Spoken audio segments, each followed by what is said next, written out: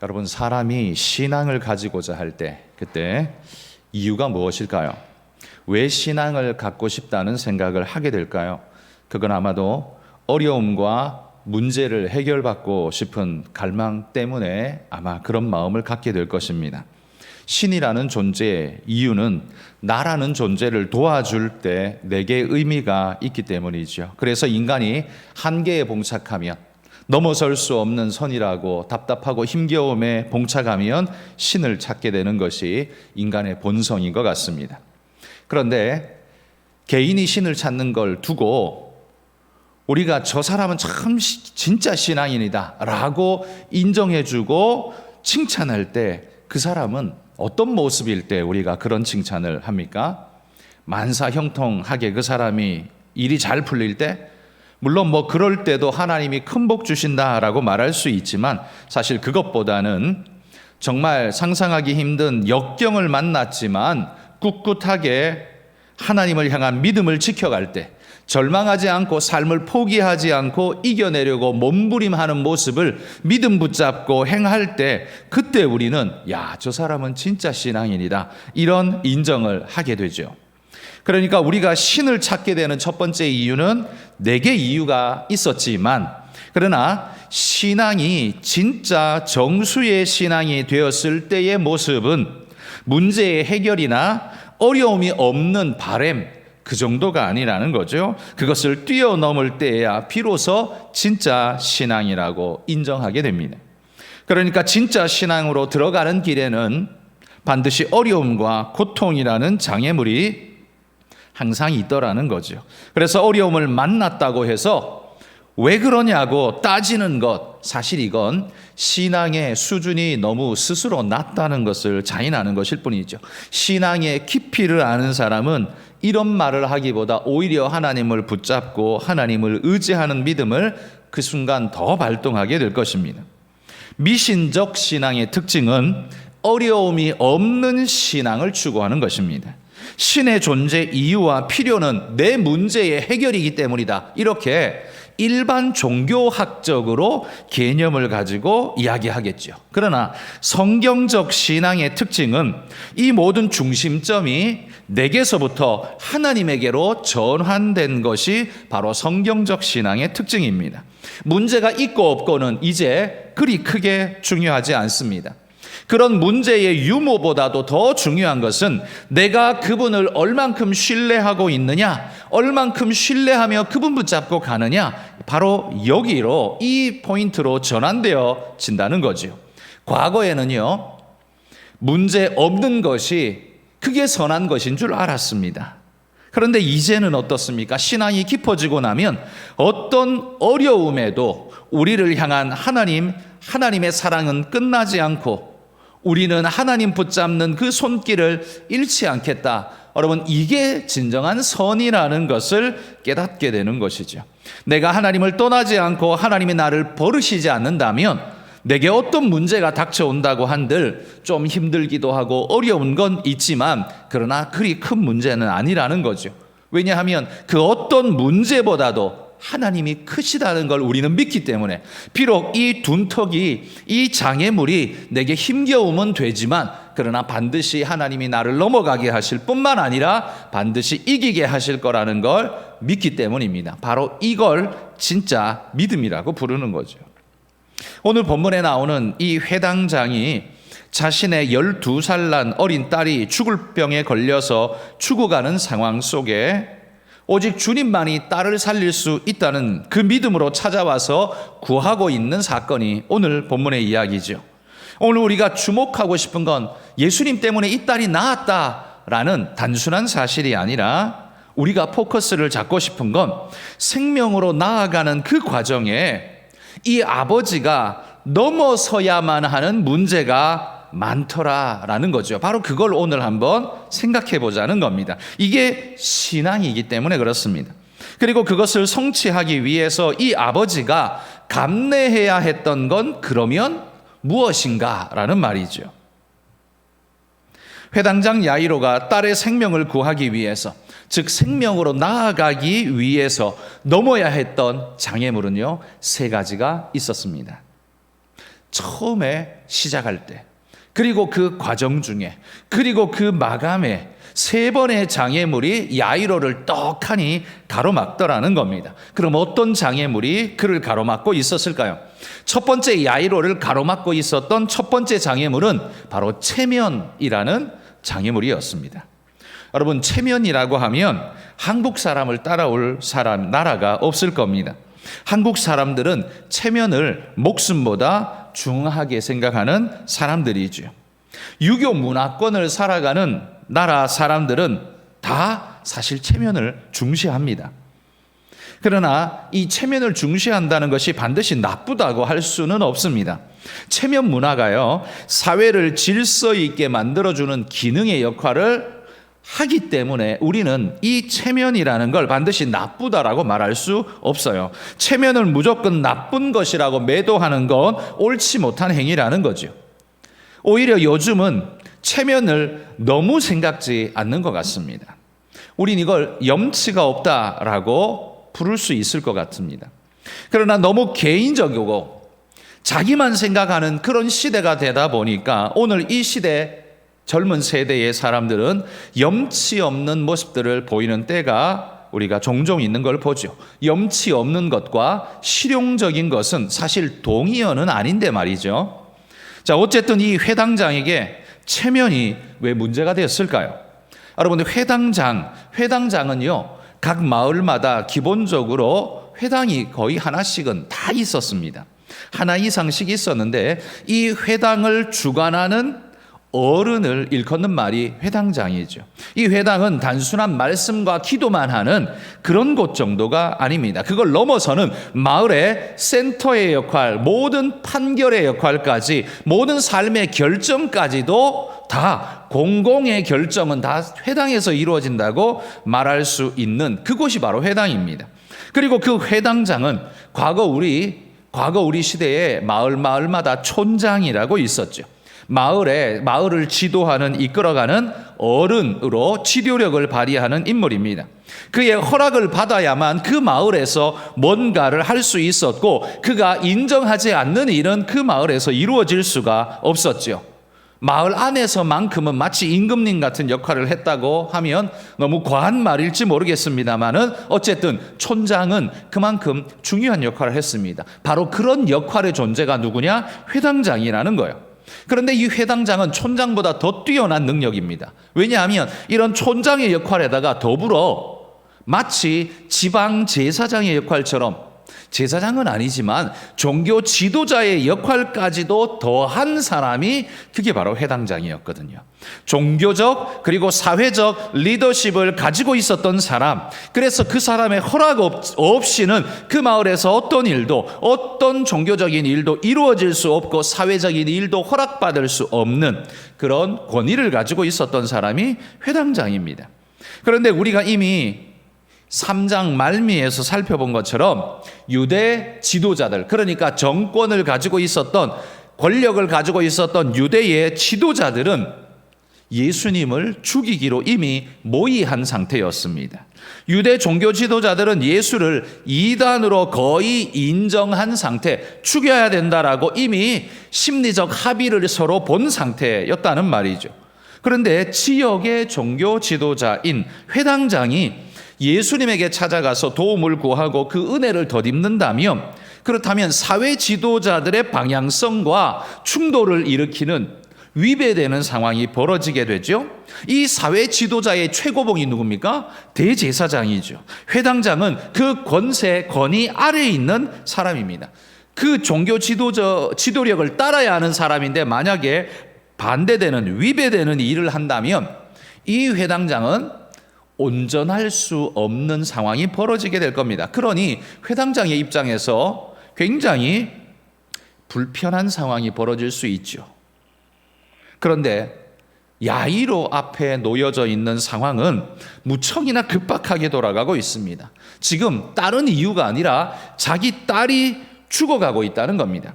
딸의 목숨이 끊어질 지경입니다. 이런 형국에 예수님을 찾아가서 도움을 받아서 딸이 살아난다면 개인적으로는 굉장히 기쁜 일이 되겠지만 사회적으로는 유대 지도자들에게 찍히는 상황이 벌어질 수 있는 거죠.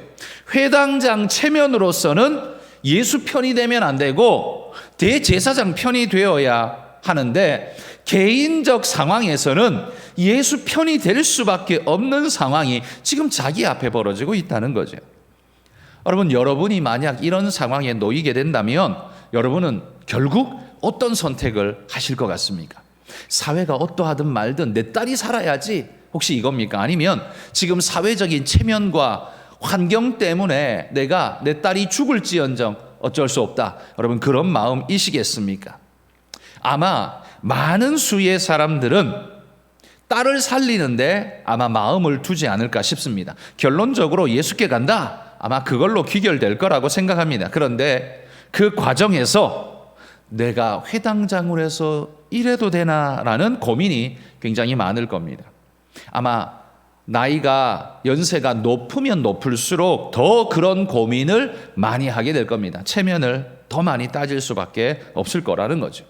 이 회당장이 믿음으로 나아가는 길의 첫 걸림돌은 체면이었습니다. 다른 말로 하자면 사회적 눈치였습니다. 요즘 젊은 사람들도 사회적 눈치를 어마어마하게 많이 봅니다. 젊은 사람이라고 눈치 안 보는 게 아닙니다. 젊은 사람들도요, 제가 보기에는 굉장히 오히려 더 심각하게 많이 보고 있는 것 같습니다. 자, 어쨌든 이건 논리적으로 따지면 체면이라는 건 별로 큰 문제가 안 되는 것 같아 보입니다. 법적인 문제도 사실은 아닙니다. 인간적인 심리작용으로서 작동하는 것일 뿐인데 그런데도 불구하고 그게 엄청나게 걸림돌이 됩니다. 여러분, 체면과 손해 이 둘 중에 뭘 선택하겠냐라고 한다면 아마 많은 부분의 사람들은 손해를 내가 조금 보더라도 체면을 택하는 상황들이 많을 겁니다. 뭐 요즘은 이제 젊은이들에게는 손해 그거 안 돼, 체면을 버리겠어 라고 하는 이들도 많겠지만 아마 대부분의 많은 사람들은 체면을 생각하는 사람들이 아마 더 많을 거라고 생각합니다. 내가 예수께 가면 바리새인들과 제사장들이 나를 어떻게 생각할까? 내게 어떤 불이익이 주어지는 건 아닐까? 라고 걱정이 아마 앞서게 될 겁니다. 그래서 딸이 숨 넘어가기 직전까지도 아마 이 야이로는 쉽게 발을 떼지를 못했을 겁니다. 물론 제 상상입니다만 아마 야이로의 아내는 이렇게 막 야이로를 들볶았을지 모르죠. 빨리 가서 예수님 모시고 오라고, 지금 체면 그딴 게 필요하냐고, 내 딸이 죽게 생겼는데 당신 지금 뭐 하는 거냐고 아마 이렇게 소리쳤을지 모르죠. 그런데 이 회당장은 발걸음이 쉽게 떨어지지 않아서 발만 동동 구르고 있었을 것 같습니다. 그러나 이제 진짜 딸이 숨 넘어갈 직전에 이르게 되자 회당장은 체면이고 뭐고 사회적 눈치고 뭐고 달라지게 된 것입니다. 예수님께 막 쫓아간 거죠.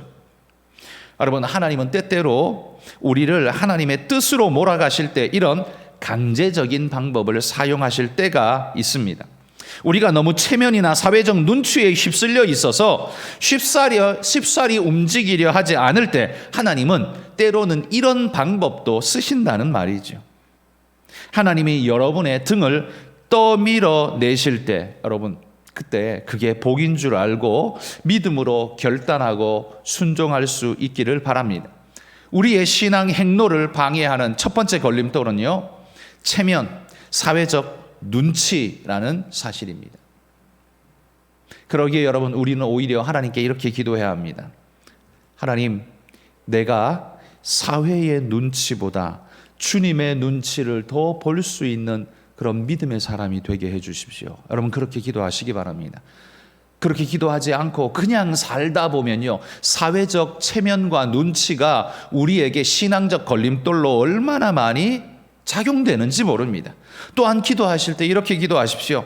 사람들이 뭐라고 소리하든 주님, 나는 주님의 명령에 더욱 예민하게 반응하겠습니다. 여러분, 이런 믿음의 기도가 우리에게 있어야 할 줄 믿습니다. 이건 여러분, 야이로만 걸림돌이 된 게 아니라 우리도 오늘 심각한 걸림돌이 되고 있습니다. 그러니 여러분, 이런 신앙의 결단으로 이 걸림돌을 내가 넘어가겠습니다. 이 문제를 내가 장애물을 넘어가겠습니다. 여러분, 그런 결단으로 믿음을 지키시기를 축복합니다. 코로나 시대 사람 눈치 더 많이 보게 되었습니다. 요즘 20만, 30만 이렇게 넘어가다 보니까요. 여러분 느끼시는지 모르지만 목사이기 때문에 앞에서 이렇게 보면 매주마다 숫자가 이렇게 눈에 대략 들어옵니다. 어쩔 수 없이 한눈에 다 보이니까요. 요 근래에 되게 많이 줄었습니다. 다시 또 많이 줄었습니다. 예배 나오는 숫자, 성도 숫자가요, 한 70명 정도는 줄은 것 같아요. 많이 줄었습니다.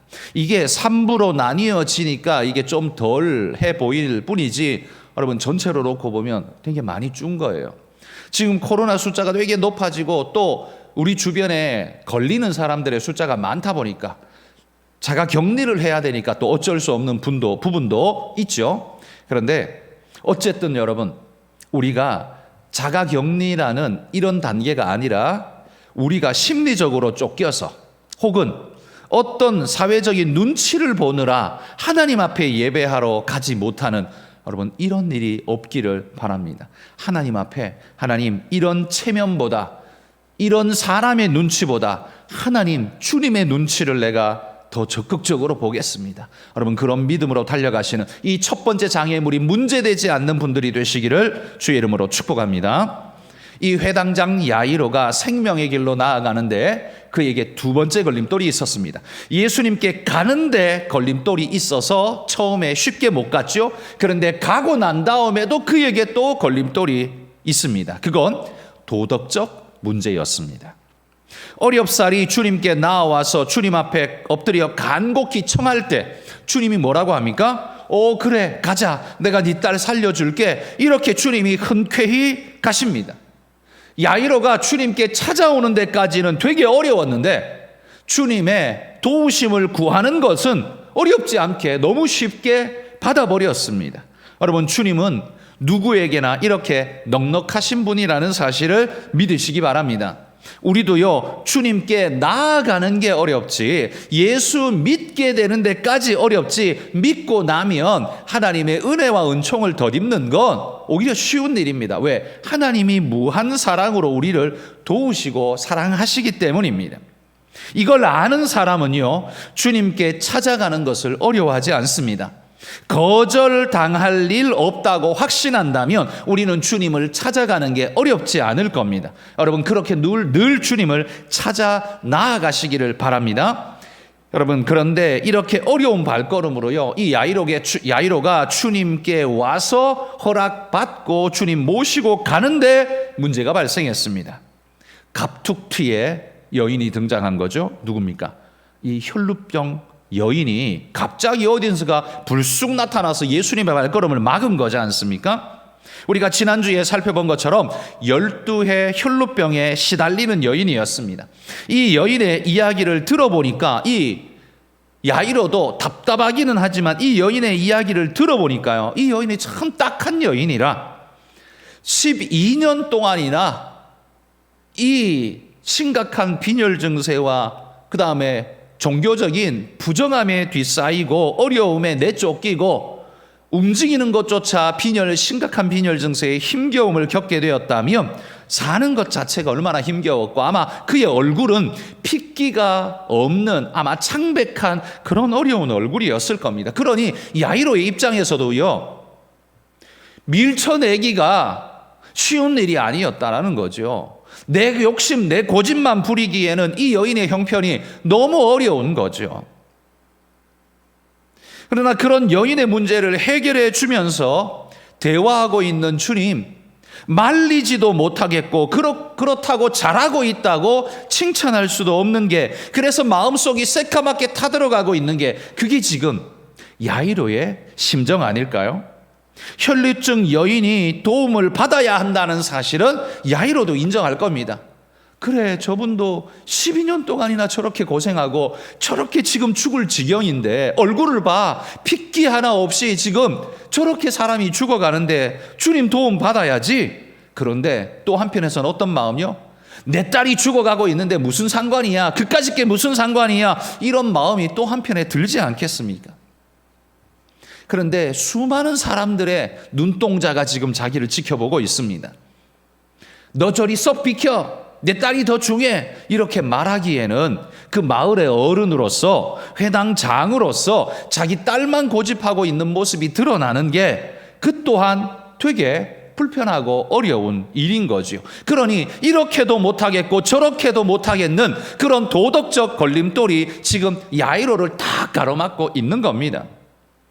여러분, 우리가 주님 말씀을 순종하려 할 때 걸림돌 두 번째가 바로 이런 겁니다. 틀린 건 아닌데, 맞기는 맞는데 내 속은 타들어가는, 여러분, 이런 일 우리에게 있지 않습니까? 아예 틀린 것 같으면 우리가 쉽게 no라고 말해버릴 것 같습니다. 그건 아니야. 그리고 우리는 쉽게 가버릴 것 같아요. 그런데 이게 틀린 건 아니에요. 그럴 때 여러분, 이 두 번째 문제가 부딪힐 때, 그때 여러분 우리는 어떻게 해야 되는 겁니까? 이것도 틀린 건 아니야. 그런데 나도 급해. 그럴 때 나는 어떻게 해야 되는 걸까요? 여러분, 이럴 때 우리는 어떻게 해야 올바른 자세라고 말할 수 있을까요? 둘 중에 뭐가 옳으냐? 둘 다 옳죠. 둘 다 급하잖아요. 그때 우리가 가져야 할 올바른 자세는요, 여러분, 그 문제의 해결의 선후를 누가 결정할 것이냐, 응답을 누구에게 먼저 해주셔야 하는가, 그 문제의 결정권은 누구에게 있을까요? 여러분, 그건 당연히 주님에게 있다는 걸 믿고 순종하는 겁니다. 그러나 우리는 늘 그 결정권을 내 뜻대로 해달라고 하나님 앞에 졸라대는 게, 그게 우리의 모습이죠. 왜? 내가 급하니까, 내 상황이 급하니까 나부터 해결해라. 이게 우리의 항상 요구라는 거죠. 그래서 결정권이 어디에 있어요? 주님께 있는 게 아니라 항상 내게 있다는 겁니다. 그리고 그게 정의라고 생각한다는 겁니다. 왜? 내가 계산할 때 내가 급하니까, 이게 더 중하니까, 내가 볼 때는 그렇죠. 근데 딴 사람이 볼 때는 다를 수 있거든요. 그런데 내 중심으로 바라보면 결정을 늘 내가 하고 있고, 거기에 따라야만 하나님께서 정의롭고 온전한 하나님이라고 자꾸 그렇게 생각하게 된다는 겁니다.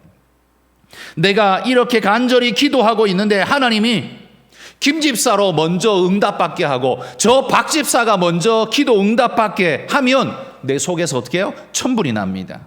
회당장 마음이 그랬지 않겠습니까? 그러나 여러분, 바로 그런 때에 내가 지금 절박하지만 기도 응답은 왜 딴 사람이 먼저 받아? 라는 마음이 들 때에, 여러분, 그때 우리가 어떤 마음을 가져야 옳습니까? 그 응답의 결정권도 주님께 있습니다. 그러기에 당신이 주님이십니다. 여러분, 이걸 믿고 순종하는 마음, 그게 여러분, 그게 진짜 신앙인 아닐까요? 우리가 주님을 믿는다고 할 때 그건 주님이 지금 내 딸을 고쳐주실 수 있다라는 그 믿음만이 아닙니다. 주님이 내 딸을 고쳐줄 수 있는 분이시다, 그런 능력의 주님이시다라는 걸 믿는 것도 좋은 믿음이지만요, 주님이 지금 혈루증 여인을 먼저 고치시더라도 주님이 원하시기만 한다면 내 딸도 반드시 고치실 것이라는 믿음을 잃지 않는 것, 여러분, 이게 주님을 향한 진짜 믿음 아닐까요? 그리고 그 선택과 은혜 베푸심의 우선순위 결정은 하나님의 권한이다 라는 걸 인정하는 것, 여러분, 이거야말로 진짜 신앙 아닐까요?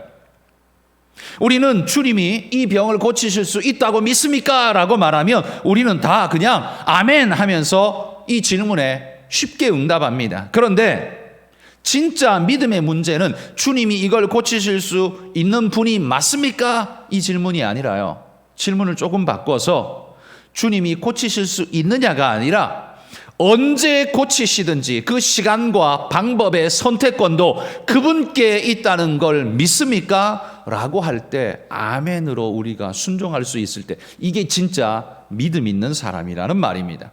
속이 타겠지만, 답답해서 발을 동동 구르겠지만 그것마저도 믿고 그분께 맡길 수 있는 것, 여러분, 이게 진짜 믿음 아닐까요? 내가 주님은 이런 능력의 주님이십니다라고 믿는데 정작 결정권은 누구한테 있어요? 나한테 있어요.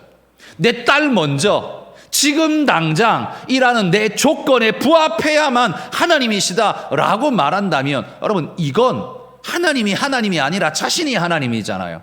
모든 선택권이 자기에게 있고 모든 결정권이 자기에게 있고 우선순위를 자기가 정해야 하는, 여러분, 그렇다면 그건 하나님을 믿는 게 아니라 하나님을 부리고 있을 뿐이죠. 그건 하나님을 신앙하는 게 아닙니다. 하나님을 부려먹고 있을 뿐인 겁니다.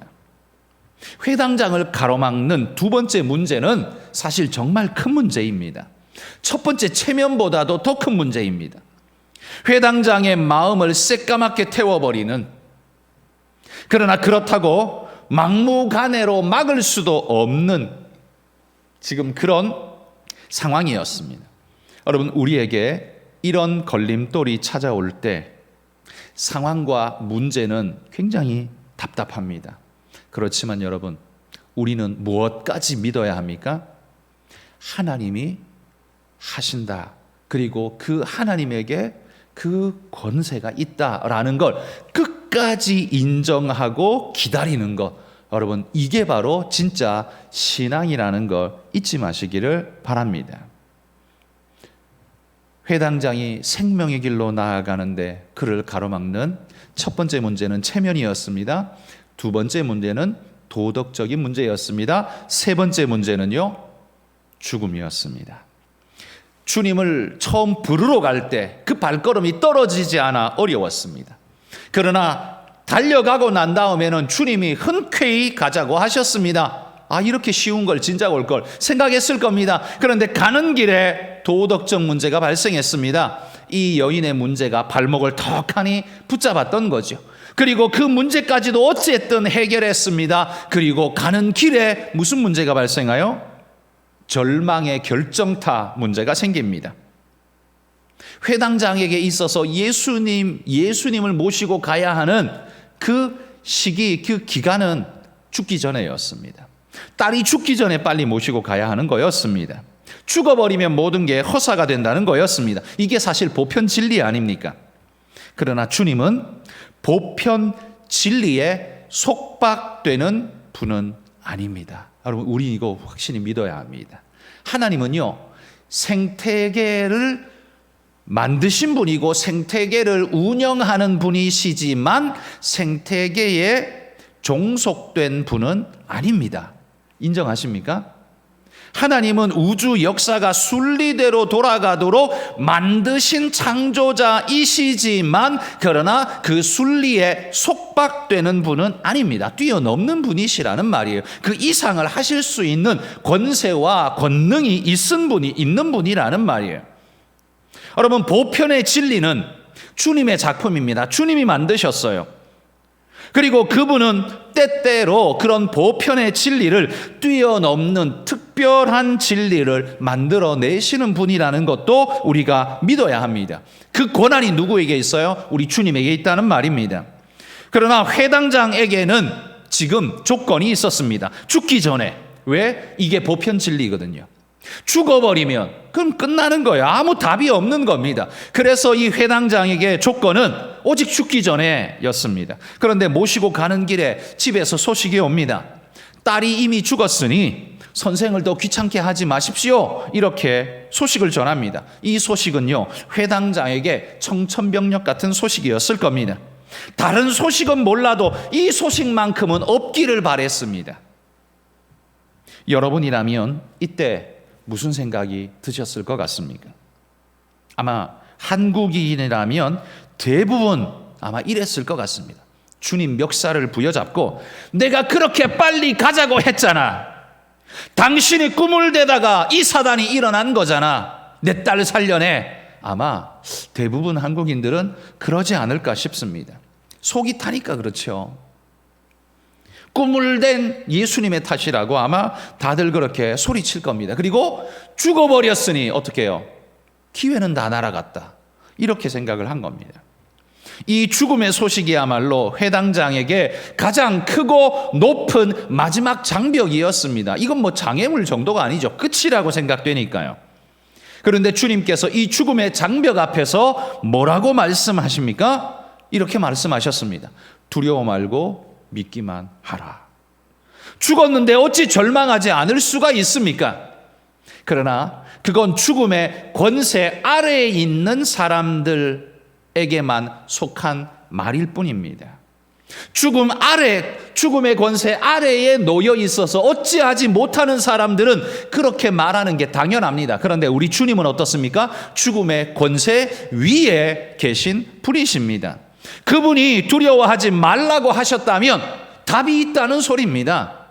끝난 게 아니라 답이 있다는 소리예요. 어찌 보면 혈루병 여인 때문에 꿈을 댄 것도 주님의 뜻이었는지 계획이었는지 모릅니다. 마치 나사로가 죽어가니 빨리 오십시오 라고 했을 때 어떻게 해요? 이틀이나 더 유하면서 꾸물탕거리면서 주님 나가지 않았습니다. 그리고 죽어버렸습니다. 그리고 난 다음에야 이틀이나 지나고 난 다음에야 그제야 이제 한번 가볼까 하고 슬슬 걸어가셔서 또 하루 이틀 걸어가셨겠죠. 그리고 나니까 나사로는 이미 벌써 죽은 지가 나흘이 지난 상태에 그제서야 도달하는 겁니다. 이런 예수님의 행위는 마치 죽음을 방조한 죽음에 내몬 그런 모습 같아 보였습니다. 그러나 여러분, 주님은 일부러 죽인 건 아닙니다. 그러나 주님은 그게 문제되지 않았습니다. 왜? 죽어도 살겠고, 성경이 분명히 말하지 않습니까? 죽어도 살겠고, 이게 주님의 권능입니다. 생명의 권능이 내게 달렸다라고 선포하고 있는 겁니다. 이 거대한 죽음의 장벽 앞에서 야이로는 어찌해야 합니까? 놀랍게도 이 야이로가요, 주님 말씀 듣고 그대로 따라서 순종합니다. 아마 속은 타들어가고 눈물은 줄줄 흘리겠지만 그래도 어쨌든 예수님 따라가고 있는 모습을 보여줍니다. 순종하잖아요. 그의 마음속에 살아날 소망이 얼마나 있었는지, 몇 프로나 있었는지는 알 수 없습니다만 그저 그의 절망의 깊이만큼이나 부활의 놀라움은 그에게 더 크게 임하게 될 것입니다. 이 세 번째 장애물 앞에서 여러분, 우리가 갖춰야 할 자세가 무엇일까요? 식상한 말처럼 들리시겠지만 믿음입니다. 그거밖에 없습니다. 그분을 신뢰하는 믿음을 버리지 않는 것입니다. 죽었는데 어떻게? 그렇게 하면서 다 포기해버린다면 아무런 영광을 얻지 못할 겁니다. 거기에 그렇기 때문에 필요한 게 뭐예요? 믿음이에요. 그렇기 때문에 필요한 게 믿음이에요. 믿을만 해서 믿는 거 누구나 합니다. 믿을만 할 때 믿는 건 누구나 하는 일이에요. 그러나 믿을 수 없을 때도 믿는 것, 그건 오직 진짜 믿는 사람만이, 진짜 신앙인만이 할 수 있는 보배로운 일이라는 말입니다. 죽었지만, 망해버렸지만, 여러분, 주님께서 두려워 말라 하시니 나는 두려워하기보다 주님을 신뢰하겠습니다. 내 마음은 무너지지만 그러나 주님을 신뢰하겠습니다. 여러분, 이런 믿음이 우리에게 필요하다는 말입니다. 우리 성도님들, 이런 믿음의 소유자가 되시기를 주의 이름으로 축복합니다. 여러분, 신앙인에게는요, 늘 장애물이 찾아옵니다. 일반인에게도 찾아오지만 그건 신앙의 장애물이 아니고 그냥 삶의 어려움일 뿐이고요. 그러나 신앙인에게는 반드시 신앙의 장애물이 찾아옵니다.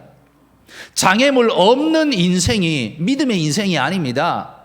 믿음 좋기 때문에 어려움이 없네? 이건 정말 멍청한 소리입니다. 이런 말을 한다면 내가 얼마나 믿음을 알지 못하고 무식한가를 생각하셔야 됩니다. 그 사람이 일 없이 편안하게 잘 지나간다고 믿음 좋다, 말도 안 되는 소리예요. 모든 장애물에도 불구하고 하나님을 향한 믿음을 놓지 않는 인생, 여러분, 그게 믿음의 인생인 거예요. 어려움이 없는 인생이 믿음의 인생이 아니라 어떤 어려움에도 하나님 붙잡고 놓지 않는 인생이, 그게 믿음의 인생이에요. 믿음이란 내 딸이 죽지 않게 해 주실 것이라는 내 기대를 믿는 것. 여러분, 그건 믿음 아닙니다. 그건 그냥 기대일 뿐이에요. 무슨 말인지 이해되십니까? 내 딸이 죽지 않게 해주실 거야. 여러분, 거기에 몰입하는 건 그건 좋은 믿음이 아닙니다. 그건 내 기대일 뿐이에요. 진짜 믿음은 뭔지 아십니까? 그런 내 기대를 내려놓고 어떤 상황, 어떤 여건이 주어지든 하나님께서는 반드시 선한 길을 내실 줄 믿습니다. 여러분, 그걸 믿는 게 그게 믿음이지, 내 딸은 절대 죽지 않게 해주실 것입니다, 그거 믿는 게 그게 믿음이라고요? 아니요. 그건 믿음이 아니고 그건 자기 기대일 뿐이에요. 자기 확신일 뿐입니다. 그런 점에서 여러분, 신앙에는 절망이 없다라는 말이 이게 맞는 말입니다. 신앙에는 어려운 일이 없다는 말이 아니에요. 신앙에는 낙심할 만한 어려운 일이 안 생긴다는 말이 아닙니다. 그럼에도 불구하고 신앙에는 절망이 없습니다. 절망스러운 일이 없다는 게 아니라 절망스러운 상황에서도 절망하지 않는다는 말입니다. 우리 성도 여러분, 절망적인 세상을 살아가지만 내 삶이 편하지도 쉽지도 않지만 내 삶을 이끄시는 하나님이 살아계시니 나는 포기하지 않습니다. 여러분, 이게 진짜 믿음의 고백 아니겠습니까? 여러분, 이런 고백하며 살아가시기를 소망합니다. 코로나 때문에 삶의 형편이 어렵고 경제가 어렵게 꼬여가지고 너무 힘들고 내 삶에 질병이 생겨서 내가 너무 괴롭고 그럴 수 있습니다. 힘드실 겁니다. 그렇지만 여러분, 바로 그때가 믿음을 발휘해야 할 때입니다. 주님을 놓지 않고 붙잡아야 할 때입니다. 그렇게 붙잡으면 주님께서 놀라운 기적의 은혜, 심령의 폭발적인 하나님의 은혜가 부어지게 하실 줄 믿습니다. 여러분, 이런 믿음의 백성으로 살아가시기를 주의 이름으로 축복합니다.